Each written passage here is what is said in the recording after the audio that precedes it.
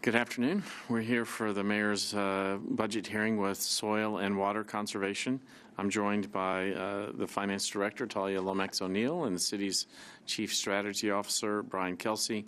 Council Lady Tanika Vercher is here as well. She's the Chair of the Council's Budget and Finance Committee. This year, we are asking departments to come with essentially a status quo budget. That's because we've had record increases in revenues in the last couple of years, but this year we don't anticipate revenues to go up quite as much.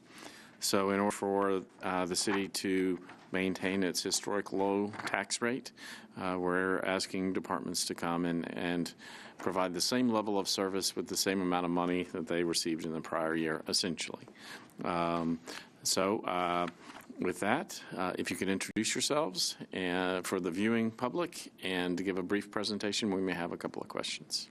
Okay, I'm Carol Edwards. I'm the office administrator and technician. Will? And I'm Will Lewis. I'm one of the board members here. All right.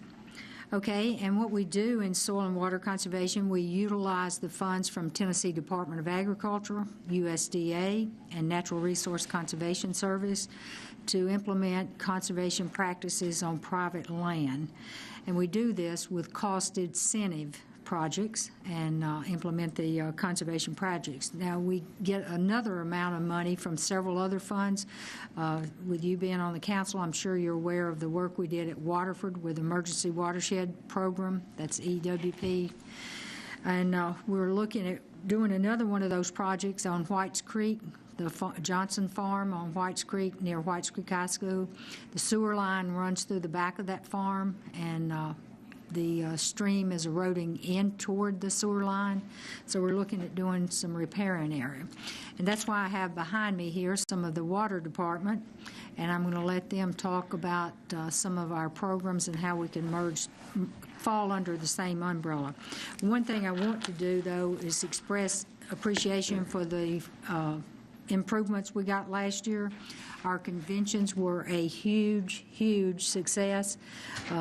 We did a good job with making Nashville proud. We did do some 14-hour days, but the money was well spent, and everybody enjoyed. We had huge numbers for both conventions. That was a national convention. Both were national conventions, yeah. Okay. Compared to the year before in another state, they had 5,000, maybe 5,400. We had 7,000, not counting wives, spouses, and children.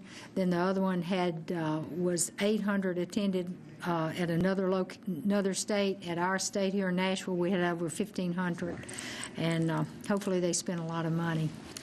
Okay. Mr. Palco, did you have something to add to that? We'd just like to say that in Metro Water Services. Why don't you step up? Introduce yourself. I'm Tom Palka, Assistant Director of Metro Water Services. In the stormwater program, we have a lot of activities that we do for water quality. So we think that moving this department underneath the Metro Water Services umbrella makes a lot of sense.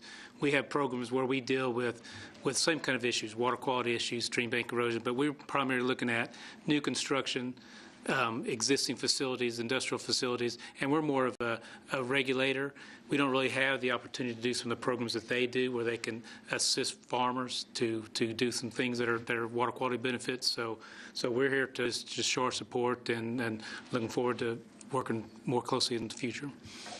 And by doing this, one of the things both are looking at, I think it would save money for Metro too, by being under their umbrella and use each other's resources. And so that's an ongoing discussion about how to accomplish that. Is that right? That's correct. Right. And everybody generally agrees that that's the direction to go. Right. Absolutely. We're under several memorandum of understandings anyway, one with the Tennessee Department of Agriculture, one with USDA and NRCS. So we're used to memorandums of understanding. Each county needs to have a soil conservation district. Right, right.